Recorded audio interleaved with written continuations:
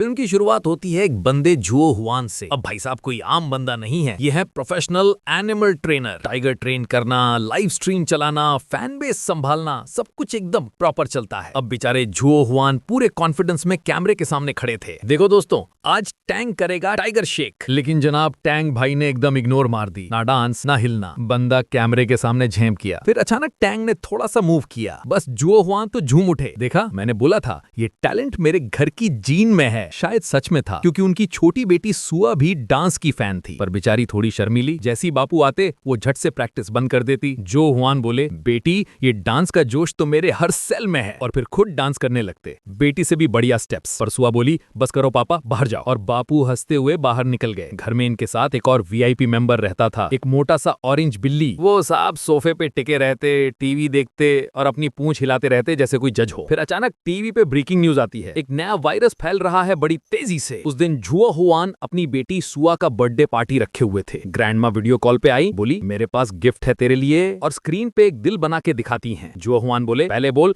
Daddy I love you. सुआ बोली, फिर से कहीं पार्क के टिकट तो नहीं दे दोगे? बापू बोले, अरे नहीं रे, सरप्राइज है। सुआ बोली, अच्छा चलो गिफ्ट निकाल। वो भागकर लिविंग रूम में जाती है, सोफे के नीचे से गिफ्ट निकालती है, हेडफोन्स और पार्क के टिकट। पापा फिर से। तभी सुआ को बाहर कुछ अजीब दिखता है। वो देखती है कि पड़ोसी कपल मार्शल आर्ट्स प्रैक्टिस कर रहे हैं। वो वीडियो बनाने लगती है, देखो mummy daddy next door Bruce Lee बन गए। पर तभी सबको एहसास होता है ये कोई नॉर्मल मूव्स नहीं है, वो लोग तो ज़ॉम्बी बन चुके हैं। अगले ही पल वो लड़की ज़ॉम्बी कांच पर मुंह चिपका के अंदर झांकता है। जो हुआन और सुआ की सांसें अटक जाती हैं, और तभी फोन की घंटी बज जाती है। ज़ॉम्बी पागल होकर सिर मारता है कांच पर। कांच टूटने ही वाला है। जो हुआन बोला, सुआ बिल्ली उठाओ और भागो। खुद पीछे रह गए ज़ॉम्बी से बहस करने के लिए। अब सुन, नहीं माने तो पुलिस को बुलाऊंगा, समझा? ज़ॉम्बी दांत दिखाता है। जो हुआन ने झट से सोफा खिसकाकर उसके सिर पे फंसा दिया और भागे बेटी के कमरे में। अब तो सड़कों पर हाहाकार मचा है। हर गली, हर मोहल्ला, सब जगह ज़ॉम्बी फैले हुए हैं। यहाँ तक कि वो छोटा चिवा हुआ डॉग भी ज़ॉम्बी बन चुका है। पुलिस फोन नहीं उठा रही। जुआ हुआन बोले, चलो गांव चलते हैं दादी के पास, वहाँ सेफ रहेंगे। पर रास्ते में चारों तरफ ज़ॉम्बी। तो बापू बोले, फिल्मों में देखा है ना, ऐसे चलते हैं ज़ॉम्बी बनकर। सुआ बोली, पापा मैं नहीं करूंगी, बहुत एम्बैरेसिंग है। जो हुआन बोले, अरे कर लेना। तभी चारों तरफ से असली ज़ॉम्बी आ जाते हैं। सुआ डर के मारे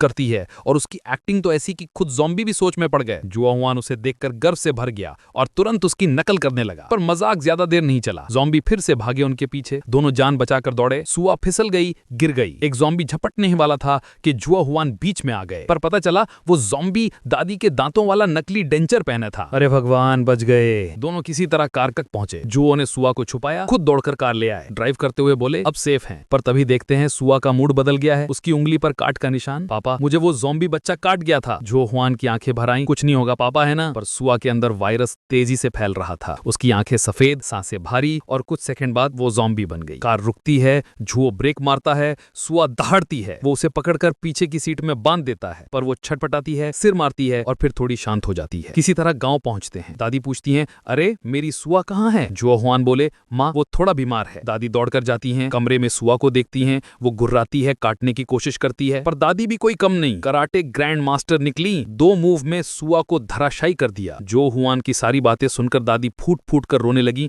अपनी पोती से इस तरह बेहोश होने के लिए माफी मांगी। उस समय टीवी पर खबर आ रही थी कि वायरस को फैलने से रोकने के लिए सेना तैनात कर दी गई है, और लोगों को सलाह दी कि वे किसी भी संक्रमित व्यक्ति के संपर्क में आने से पूरी तरह बचें। अगले दिन जुओ हुआन सुआ को अस्पताल ले जाते हैं। वहाँ एक और औरत अपने बेटे को लाती है। बेटा ज़ॉम्बी बन चुका होता है। आर्मी कहती है हट जाओ, पर माँ नहीं हटती, लेकिन बेटा अपनी ही माँ को काट लेता है। दोनों को वहीं शूट कर दिया जाता है। जुओ डर जाता है, नहीं मैं अपने बेटी को ऐसे नहीं जाने दूंगा। वो एक गड्ढा खोदता है, सोचता है बस यहीं खत्म कर दूं, पर यादें उमड़ आती हैं। उसकी छोटी सुआ, उसकी हंसी, उसका डांस। वो खुद रोने लगता है। सुआ, मुझे बहुत अफसोस है। उसने उसे गले लगाया और रोते हुए कहा, साथ ही काटने से बचने का भी ध्यान रखा। अच्छा तो चलो बाप बेटी साथ साथ मरते हैं। दादी बोलती हैं, तू नहीं कर सकता तो मैं कर दूंगी। जो हुआन ने उसे बेचैनी से रोका, पर तभी सुआ रस्सी खोलकर भाग जाती है। बिल्ली की मियाओं से पता चलता है वो गायब है। दोनों भागते हैं, पूरे गांव में ढूंढते हैं। फिर जुओं को याद आता है वो बचपन में स्टोरेज रूम में खेलती थी। वो वहां पहुंचते हैं और सच में सुआ वहीं होती है। वो सोचता है वो अभी पूरी ज़ॉम्बी नहीं बनी है। टेस्ट करने के लिए वो उसका फेवरेट गाना बजाता है। सुआ पहले तो झटके लेती है, फिर धीरे धीरे वही स्टेप्स करने लगती है। वो डांस करती है। भले ही स्टेप्स थोड़े टूटे फूटे हैं,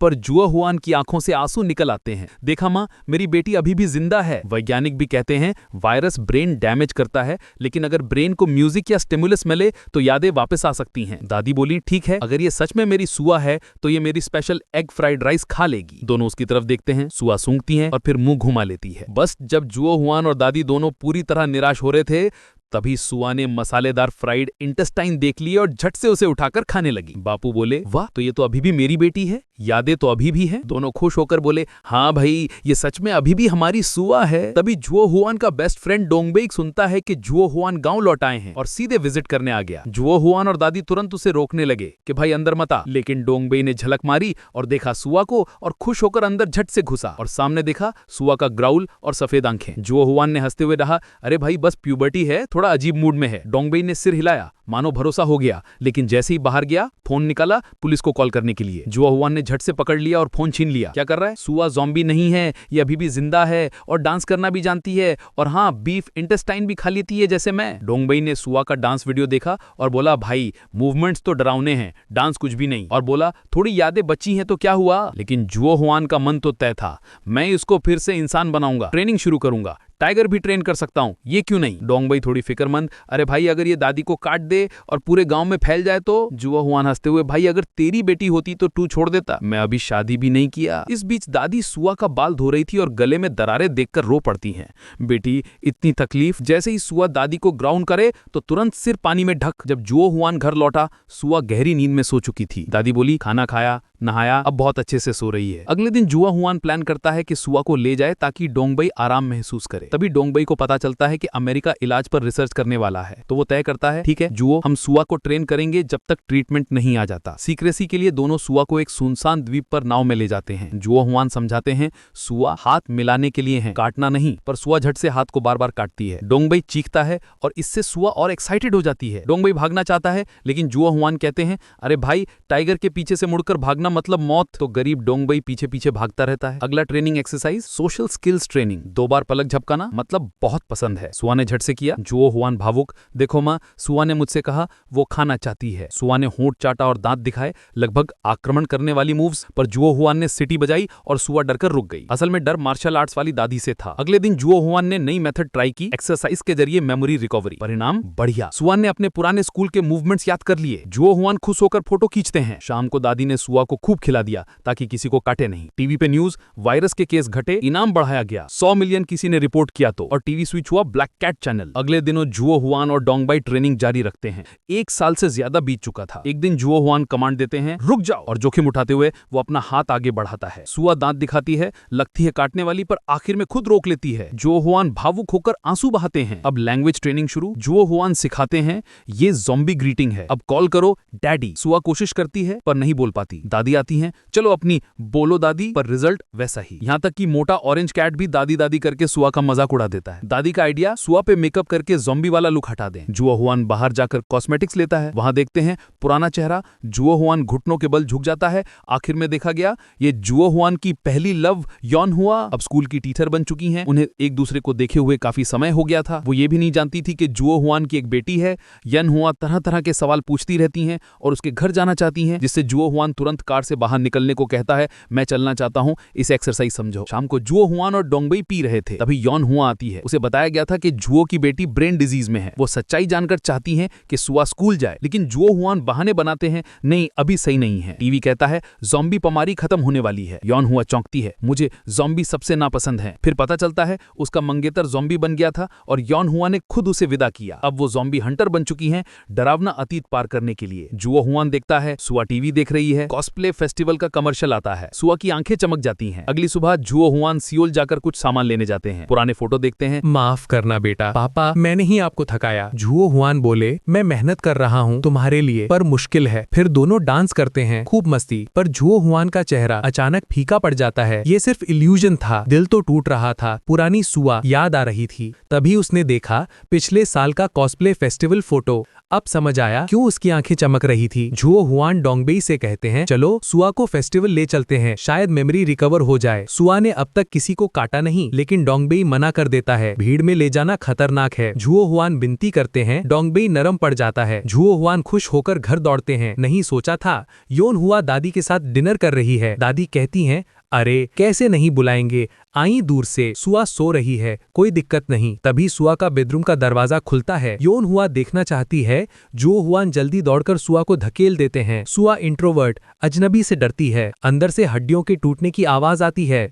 योन हुआ शक करती है। जो हुआन सीटी बजाते हैं, बहाने बनाते हैं, तुमसे मिलना अब नहीं चाहता। अगले दिन दादी ने सुआ पे फुल मेकअप किया, फाउंडेशन, आईलाइनर, लिपस्टिक। सुआ ने भी कमर झुकाकर मान लिया। तभी डोंगबेई आता है कूल कॉस्प्ले आउटफिट में। भाई फेस्टिवल में ऐसे ही ड्रेस करना पड़ेगा। दादी ने जैसे ही सुआ का नया वर्जन पेश किया, देखो भाई हमारी बिटिया अब ज़ॉम्बी नहीं डॉल लग रही है। 2 मर्द और एक छोटी ज़ॉम्बी निकल पड़े कॉस्प्ले फेस्टिवल की ओर। उधर गांव की मीटिंग में प्रधान जी ने पूरे गर्व से माइक पकड़ा। हमारा गांव पूरे जिले में इकलौता है जहां एक भी इन्फेक्शन नहीं मिला। दादी ने वहीं बैठकर जोर से खांस दिया। अंदर ही अंदर उन्हें लग रहा था अब तो सब गड़बड़ हो जाएगी। योनवा को अब इस फैमिली पर शक होने लगा था। प्रधान ने पूछा, सुना है तुम्हारी पोती लौट आई है, स्कूल क्यों नहीं भेजती? दादी बोली, बेटी बीमार है। प्रधान, अरे बीमारी तो ठीक हो जाएगी, स्कूल तो वैसे भी बंद होने वाला है, बच्चे ही नहीं बचे। दादी ने गुस्सा दिखाने का नाटक किया और वहां से खिसक ली। पर सरपंच बोला, अरे कहाँ भाग रही हो, अभी तो पार्टी शुरू हुई है। वहीं दूसरी तरफ जुओहान और सुआ फेस्टिवल में मस्ती कर रहे थे। सुआ के चेहरे पर मुस्कान थी। जुओहान ने फोटो दिखाई, देख ये पिछली साल की है, तू भी थी। पर सुआ का चेहरा अब भी बिना एक्सप्रेशन, स्टोन मोड ऑन। तभी डोंगबे मोबाइल लेके बोला, दवा बन गई है, अमेरिका ने क्योर निकाल लिया है। दोनों ने एक दूसरे को गले लगा लिया। अब हमारी सुआ ठीक हो जाएगी। पर जैसे ही उन्होंने मुड़कर देखा, सुआ गायब। ओए, सुआ किधर गई? इधर दादी घर पहुंची तो देखा मोटा बिल्ली पेट पकड़े लेटा है और सामने योनवा, वो स्कूल वाली टीचर, हाथ में लकड़ी की तलवार लिए बैठी है। उसके सामने एक फोटो थी सुआ के ज़ॉम्बी फेस की। तो ये है तुम्हारा राज, उसने ठंडी आवाज में कहा। इधर सुआ किसी खुशबू के पीछे पीछे चल पड़ी थी। एक औरत से टकराई। उसकी अजीब चाल और डरावना एक्सप्रेशन देखकर औरत को शक हुआ। दरअसल सुआ को बेकरी से आ रही डोनट की खुशबू ने खींच लिया था। उसका फेवरेट था क्रिस्पी ट्विस्टेड डोनट। बेकरी वाले ने कहा 5000 वोन लगेंगे। सुआ ने बिना जवाब दिए डोनट मुंह में दबाया और भाग गई। तभी जुओहान भागता हुआ आया। अरे मेरी बेटी, उसने उसे पकड़ लिया। पैसे देने ही वाला था कि अचानक सुआ ने बोला, शिवो। वो बोल पाई सही उच्चारण में। जुओहान की आंखों में आंसू आ गए। मैं सारे डोनट्स खरीद लूंगा। इधर योनवा दादी से पूछ रही थी, सुआ की माँ कहाँ है? उसे पता है कि वो ज़ॉम्बी बन चुकी है? दादी ने गहरी सांस ली। वो असल में जुओहान की बेटी नहीं, उसकी बहन जुओहाई की बेटी है। और फिर पूरा सच सामने आया। उसकी बहन की शादी एक घटिया आदमी से हुई थी जो रोज गालियां देता था, पैसे मांगता था। एक दिन जुओहान का बर्थडे था। वो सुआ को घर छोड़कर पार्टी चला गया क्योंकि योनवा भी वहां आने वाली थी। पर तभी फोन आया, उसकी बहन का एक्सीडेंट हो गया, वो मर गई। और उसी दिन से जुओहान ने तय किया कि वो सुआ का पिता बनेगा। असली बाप तो इंश्योरेंस का पैसा लेकर प्रेमिका संग फरार हो गया। जब जुओहान और सुआ घर लौटे, योनवा तलवार लेकर खड़ी थी, चेहरा सख्त, इरादा खतरनाक। उसने वार करने की कोशिश की पर जुओहान ने बेटी को ढाल बनकर बचाया। सुआ गुस्से में दांत निकालने लगी लेकिन जुओहान ने उसे रोका, समझाया। योनवा हैरान थी, ज़ॉम्बी को तुम कंट्रोल कर सकते हो? जुओहान ने कहा, वो बाकी संक्रमितों जैसी नहीं है। लेकिन योनवा अपने मरे हुए फियांसे की यादों से डरी हुई थी और वो अभी भी ज़ॉम्बी से नफरत करती थी। तभी दादी ने बीच में आकर दोनों को शांत किया। अरे झगड़ा छोड़ो, असली दिक्कत तो गांव के मुखिया की है। वो तो सुआ को स्कूल भेजने की जिद कर रहा है। सब सोच में पड़ गए। ज़ॉम्बी स्कूल जाएगी, क्या होगा अगर बच्चों ने चढ़ाया और उसने काट लिया? जुओहान ने भरोसे से कहा, वो किसी को नहीं काटेगी अगर मैं उसे रोक दूं। योनवा बोली, ठीक है, फिर कल स्कूल लेकर आना। अगर वो सोच सकती है तो स्कूल में साबित करे, वरना मैं रिपोर्ट कर दूंगी। अगली सुबह दादी ने सुआ को बड़ा प्यार से मेकअप किया, सब ताकि वो इंसानों जैसी लगे। पर अंदर कहीं उसकी आंखों ने अब भी वो भूख झलक रही थी। योनवा ने क्लास में उसका इंट्रो करवाया। बच्चों, ये सुआ है, थोड़ी सी कुएं में गिर गई थी तो दिमाग में थोड़ा असर है। पूरे स्कूल में 3 बच्चे थे, अब 4 हो गए। जुओहान बाहर दीवार के पीछे छिपा सब देख रहा था, हाथ में स्नैक्स लेकर, क्योंकि जब सुआ का पेट भरा होता वो ज्यादा वेल बिहेव्ड रहती थी। क्लास में 2 लड़कियां उसके मेकअप पर हंस रही थी। कितना मोटा फाउंडेशन लगाया है। वो दोनों उसका मस्कारा साफ करने आई पर बस चेहरा थोड़ा बिगाड़ पाई। स्पोर्ट्स पीरियड में उन्होंने बॉल सुआ की तरफ फेंकी, वो उठाकर देने गई, फिर गिरा दी जैसे जानबूझकर ट्रिप करवाने वाली हो। टीचर ने गेम कराया, दोनों ग्रुप्स बने। उन लड़कियों ने सुआ को गिराया लेकिन सुआ शांत रही। पर असली तमाशा तब हुआ जब टीचर ने बॉल फेंकते हुए डर के मारे सुआ के मुंह पर ही दे मारी। बेचारी जमीन पर ऐसे गिरी जैसे केले का पेड़ कट गया हो, चेहरा टेढ़ा। जुओहान गुस्से में लाल। योनवा, ये जानबूझकर किया ना? वो सुआ को उठाकर डोंगबे के पास ले गया। डॉक्टर कुछ कर। डोंगबे ने मालिश की जैसे मिट्टी गूंथता हो और चेहरा वापस सही। सब खुश हुए, तभी सुआ का मुंह उल्टी दिशा में घूम गया। फिर से मसाज करनी पड़ी। थोड़ी देर बाद योनवा माफी मांगने आई। मुझे माफ कर दो, हाथ में सेब लेकर क्लासमेट दोस्त ने भेजे हैं। सुआ ने उसे देखकर हाथ हिलाया। ये थी असली खुशी। रात में जुओ हान बोला, शायद सुआ कभी पूरी तरह ठीक न हो पाए, लेकिन मुझे फर्क नहीं पड़ता। मैं उसके साथ रहना चाहता हूँ जैसी भी वो है। योनवा की आंखें नम हो गईं। उसे अपने मरे हुए फियांसे की याद आ गई। शायद उसने भी अगर उसे मौका दिया होता। अब सुआ पहले से ज्यादा मानव जैसी हो गई थी, मुस्कुराना सीख गई थी और जब दादी छेड़ती तो हंस भी देती थी। इस वक्त सुआ के असली पिता, जो सालों पहले इंश्योरेंस का पैसा लेकर भाग गया था, अब अचानक वापस आ गया। वजह, फेस्टिवल में एक औरत ने सुआ का वीडियो बना लिया था जिसमें साफ दिख रहा था कि वो ज़ॉम्बी है और अब उस आदमी की नजर इनाम पर की। सरकार ने तो घोषणा कर दी थी, जो भी संक्रमित इंसान की जानकारी देगा उसे मिलेगा 100 मिलियन वोन। बस लालची बाप सीधा सुआ को पकड़वाने निकल पड़ा। दादी और वो नारंगी बिल्ली दोनों से रोकने दौड़े, लेकिन उसने दादी को बेरहमी से धक्का देकर जमीन पर गिरा दिया। उधर जुओ ख्वान बस से उतर ही रहा था कि उसकी माँ ने फोन पर सब बताया। वो नीचे पहाड़ी की तरफ भागा, इतना तेज कि खुद फिसलकर लुढ़क गया। मिट्टी में लौटता हुआ सीधे सड़क पर आ गिरा। उसी वक्त उस हरामी की कार आई। जुओ खान ने जान पर खेलकर रास्ता रोक लिया और उसने एक जोरदार मुक्का मारा। वो पलटकर लकड़ी का डंडा ले आया और जू खान पर टूट पड़ा। जू खान ने उसका पैर पकड़कर उसे जमीन पर पटक दिया, फिर उस पर सवार होकर घूंसे बरसाने लगा। तभी वो हंसते हुए बोला, फेस्टिवल में तेरी ज़ॉम्बी बेटी का वीडियो वायरल हो गया है, अब तो दोनों पकड़े जाओगे, चल आधा इनाम बांट लेते हैं। ये सुनकर जुओ खान हक्का बक्का रह गया और तभी उस कमीने ने मौका देखकर उसके हाथ में काट लिया। तभी सुआ ने देखा कि उसका डैड पिट रहा है और वो पागल सी हो गई। वो भागी और सीधा उस आदमी के गले पर झपटी, उसे काटने लगी। जुओ खान ने जैसे तैसे सुआ को खींचकर अलग किया। नहीं सुआ, तो इंसान है, ज़ॉम्बी नहीं। उसे डर था कि अगर सुआ ने इंसान को काट लिया तो वो हमेशा के लिए राक्षस बन जाएगी। पर तभी वो घटिया आदमी खुद कांपने लगा, आंखें सफेद, नसें नीली। वो भी ज़ॉम्बी बन चुका था। अब कोई रास्ता नहीं था। जुओ खान को मजबूरन उसे खत्म करना पड़ा। सुबह होने तक बाप बेटी घर लौट आए। दादी ने पूछा, अब सब ठीक है? जुओ खान बोला, हाँ माँ, वो अब कभी वापस नहीं आएगा। अब उसे समझ आ गया था कि जिंदगी यहाँ ज्यादा नहीं टिकेगी। सरकार अब किसी भी वक्त उन्हें पकड़ सकती है। उसने फैसला किया कि वो सुआ को लेकर भाग जाएगा, दूर, बहुत दूर। डोंगबे को बोला, तू यहीं रहे, कुछ नहीं जानता ऐसा दिखा, सारा इल्जाम मैं ले लूंगा। दादी ने सुना तो बोली, मैं भी चलूंगी। एक बार बेटी खो चुकी हूँ, अब तुम दोनों को नहीं खो सकती। बिल्ली को उन्होंने योनवा के पास भेजने का सोचा, पर बिल्ली खुद बॉक्स में घुस गई, जैसे कह रही हो, मैं भी चलूंगा, परिवार पूरा रहेगा। अगली सुबह सब तैयार था। जुओ खान ने माँ से कहा, ये चिट्ठी योनवा को दे देना। दादी गाड़ी लेकर निकल पड़ी, लेकिन रास्ते में देखा कि फौज की गाड़ियां उनके घर की तरफ जा रही हैं। उन्होंने घबराकर योनवा से कहा, गाड़ी मोड़ो जल्दी। फोन से जुओ खान से संपर्क नहीं हो पाया तो चिट्ठी खोली। उसमें लिखा था, योनवा, मैं अपनी बेटी के साथ जा रहा हूँ, सारी गलती मेरी है, अगर हमें कोई सजा मिलनी है तो सिर्फ मुझे मिले, उसे नहीं। इस बीच फौज घर पर पहुंच चुकी थी। जुओ खान और सुआ समंदर किनारे वाली नाव में बैठने ही वाले थे कि सायरन बज उठा। वो दोनों एक स्टोरेज रूम में छिप गए। जुओ खान चिल्लाया, रुको, वो सोच सकती है, बोल सकती है, वो ज़ॉम्बी नहीं है। लेकिन सैनिकों ने बात नहीं सुनी और दरवाजा तोड़ने लगे। निराश होकर जुओ खान ने सुआ की आंखों में देखा, अगर दुनिया हमें अलग करना चाहती है तो तू मुझे काट ले, ताकि हम हमेशा साथ रहें। सुआ ने सिर हिलाया, मना किया, लेकिन फिर धीरे से उसने उसके नेक में हल्का सा काट लिया। सैनिक अंदर घुसे और देखा जुओ खान बदल रहा है, पर उसने होश नहीं खोया।